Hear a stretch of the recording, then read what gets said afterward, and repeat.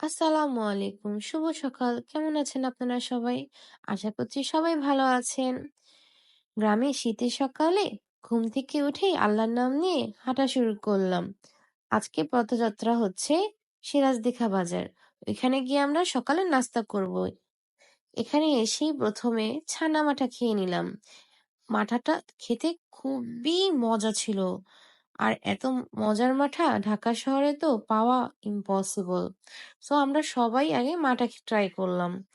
মাঠা আমরা সবাই ২ গ্লাস করে খেয়েছিলাম। কারণ এখানকার মাঠাটা অনেকই মজা। এমনিতেও কিন্তু সকালবেলা মাঠা খাওয়া স্বাস্থ্যের জন্য খুবই ভালো। সো মাঠা খাওয়ার পরে আমরা চলে গেলাম নাস্তা খেতে। এখানকার ছ্যাঁকা রুটি আর ভাজি আর মিষ্টির কথা কি আর বলবো। এখানকার একটা ছ্যাঁকা রুটি খাওয়া তো বিশাল ব্যাপার। দেখতেই পাচ্ছেন রুটির সাইজ গুলো। সো আমরা সবাই নাস্তা করি আর নাস্তা করে বাসায় চলে আসি। ভিডিওটি কার কেমন লাগলো সবাই জানাবেন।